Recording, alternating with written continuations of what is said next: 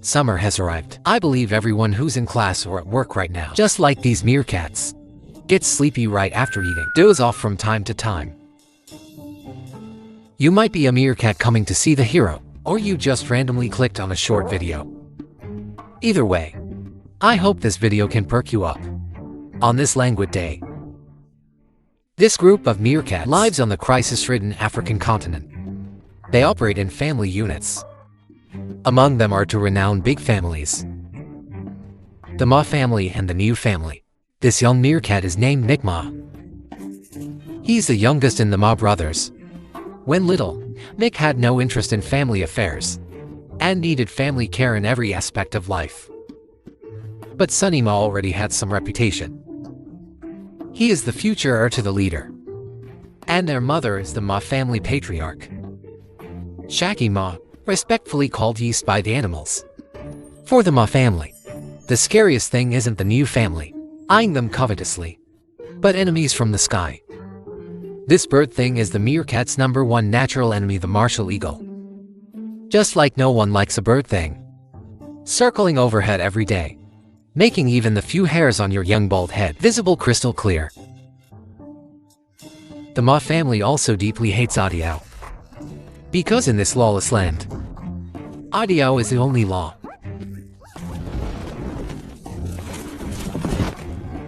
Fortunately, the Ma family's greatest skill is exploiting legal loopholes, relying on their proud traditional craft and sentinel warnings. The Ma family can always escape unscathed from Adiao's airstrikes. A meerkat mother can give birth to 70 pups in her lifetime. Thus the Ma family thrives. The clan grows day by day. Even the terrifying-looking ground squirrels have to yield 3 points when seeing Ma family members. Though the Ma family values kinship, on hot days, family members stay close together. On cold nights, they huddle for warmth. Playful Mick is curious about everything.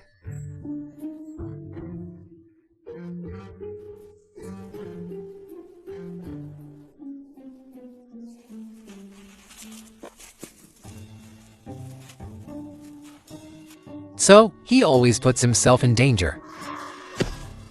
Every time, Big Brother Sonny has to clean up the mess.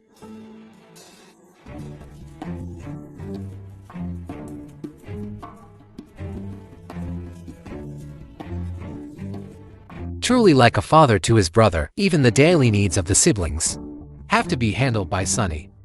Meerkats love eating all kinds of insects, dig up the sand and enjoy dessert. Even you non-people would feel inferior on hot summer days dry. This crisp texture, refreshing and with bursting juice. However, the Niu family doesn't want to see the Ma family continue to grow. They launch small sneak attacks from time to time, but with Shaggy Ma and Sonny there, they always return empty-handed. This time, the Niu family decides to make big news. They hired the assassin ranked second on the killer list, the coral snake. This cold-blooded killer charges high fees, wants a deposit, with ruthless hands and a fearsome image. Nicknamed Snake in the Underworld. As everyone knows, Ma boys dominate the martial world with burrowing skills, and the slender snake excels at burrowing into holes.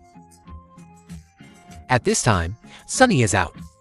Only Shaggy Ma is on sentry nearby. The lair is invaded. The Ma brothers and sisters can only hide in the deepest part of the Ma mansion. At the critical moment, Shaggy Ma arrives. Yeast, who hasn't fought on the front line for years, still has the same prowess. With frantic scratching, forces Snake back to the surface. The Ma family attacks as a group.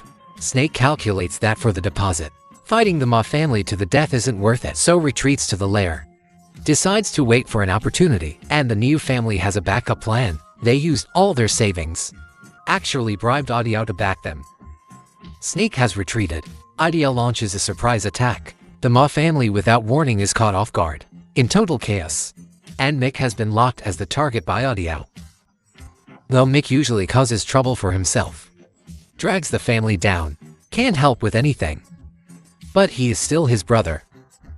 Sonny wants to create escape time for Mick. He runs toward Adiao. Roars bird thing.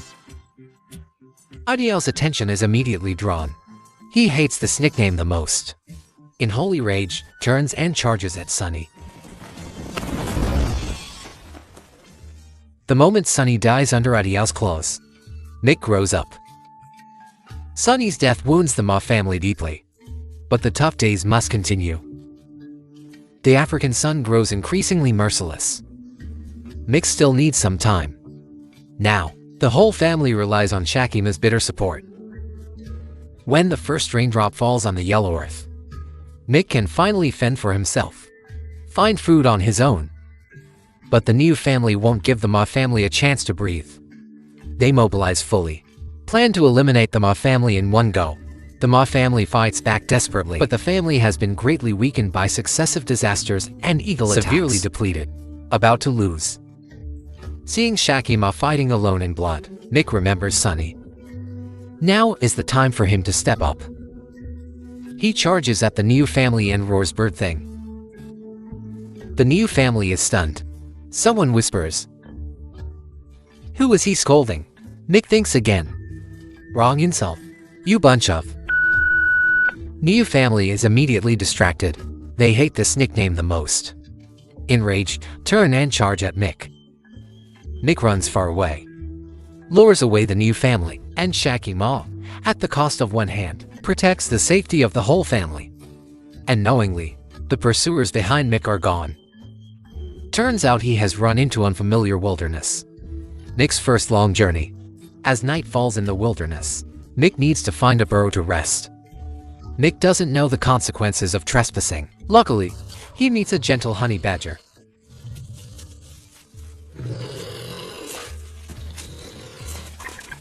This is the legendary Flathead Bro, talked about in the underworld. Flathead Bro sports a tough guy hairstyle. Though smaller than a fox, holds the philosophy of not fearing death. Fight if you don't submit. Not even afraid of lions, thus gaining many fans. Mick has to find another place to make do for the night. The night's cold is hard to bear, making Mick miss dearly nights cuddling with family to sleep. At dawn, Mick sets off on the journey home and experiences many hardships.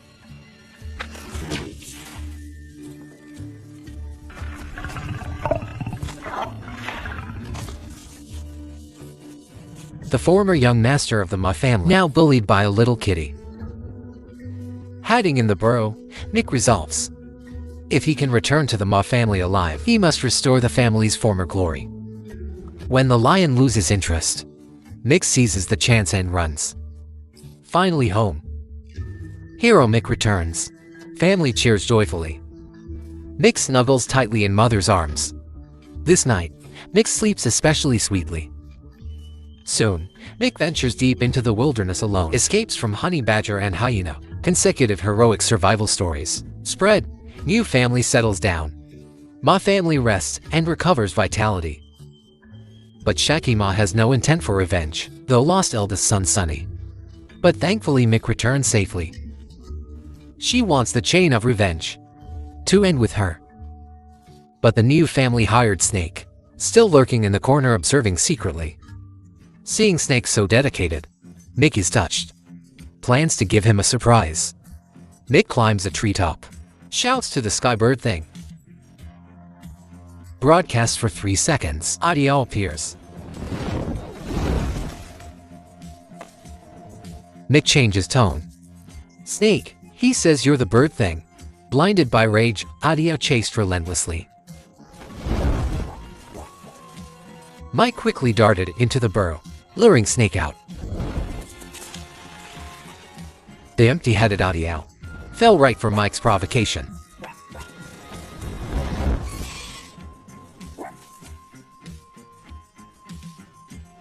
Outsmarting Snake earned Mike the family's recognition.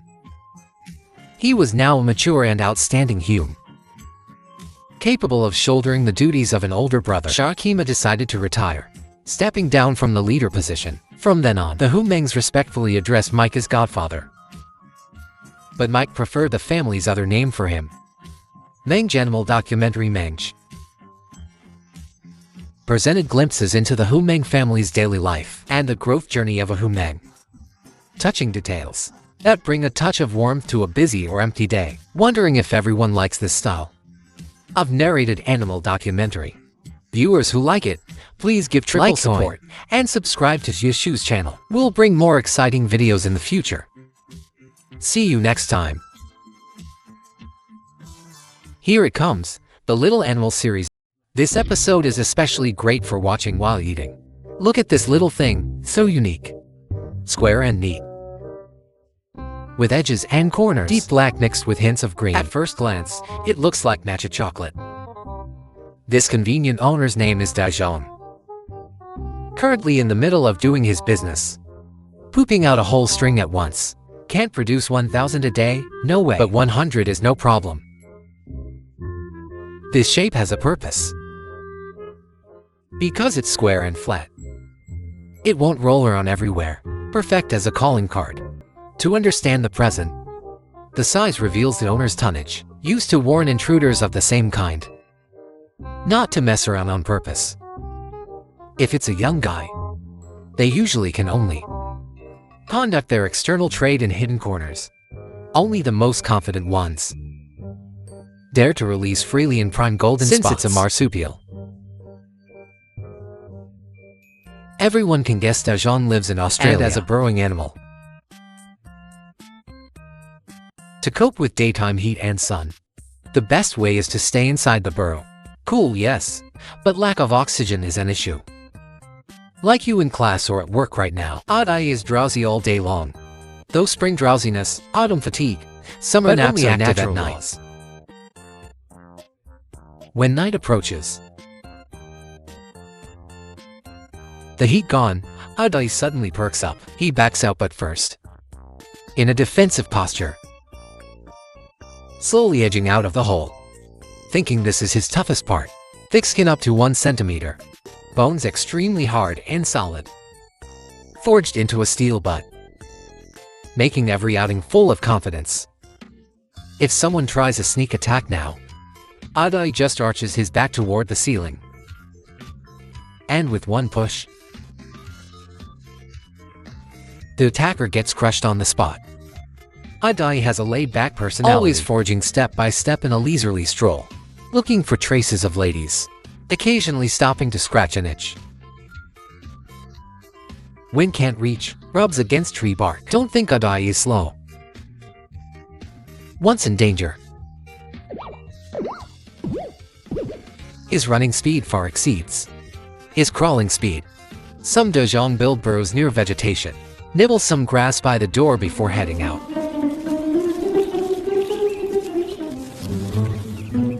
Otherwise, how to have energy to eat on an empty stomach? Dajon usually live alone. One bear, one burrow. Generally hostile toward others. But Kienge made a decision against ancestors, sharing a burrow with another Dajon, Woozy, because these two wombats were orphaned and hand-raised. Now released back to nature, that's why special. Every time out, Kienge leads, scouts the situation. Timid Woozy only dares leave after. Woozy always sticks behind Kienge, like real brothers from the same parents. If they encounter another Dajon at the entrance, tension instantly maxes out. This intruder is a lady. Two males huddling together. She's never seen that before. Her just lifted foot freezes midair. Stands there clueless. Luckily the brothers' bond is rock solid. Didn't fall for this woman's trap, okay. As she turns to leave, front foot just stepping, a kangaroo suddenly appears, seemingly trying to play matchmaker. The startled female Dajon rushes into the brothers' home for safety. This is bad. Imagine. Truly a role model 5 times over. Did he learn his lesson? Kienge's protection ensures Woozy's safety, but becomes a shackle on his growth. Woozy understands this. So this time, while Kienge is still asleep, he sneaks out alone. A short foraging trip. Gains bravery he never had. In this moment, Woozy truly returns to nature. You know, every hand-raised Dajon is a lucky survivor from misfortune. Like this bear kid. after mom died in a car accident.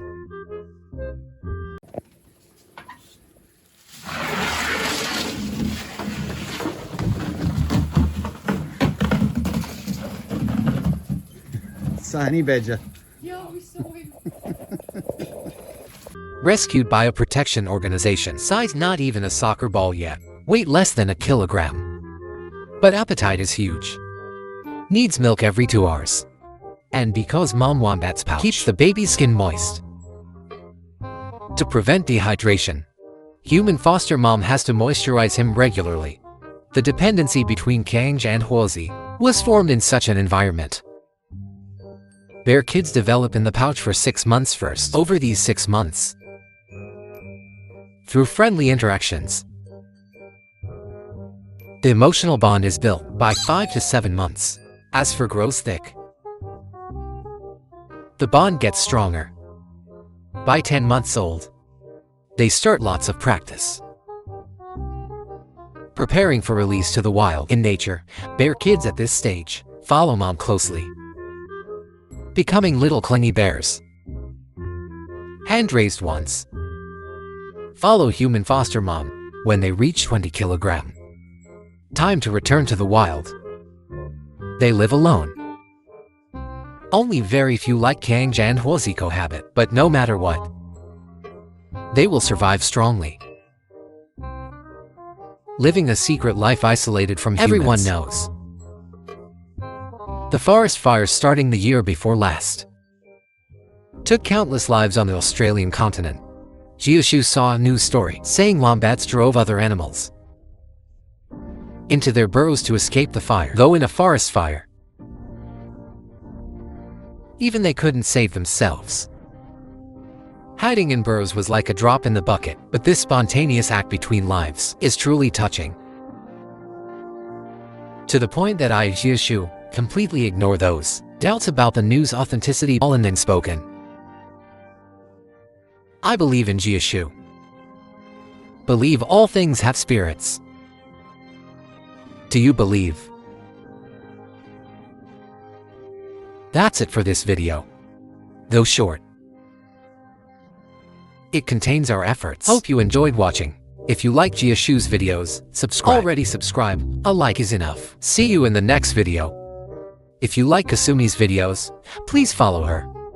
For those who are already following, just give a like. Okay, see you in the next video.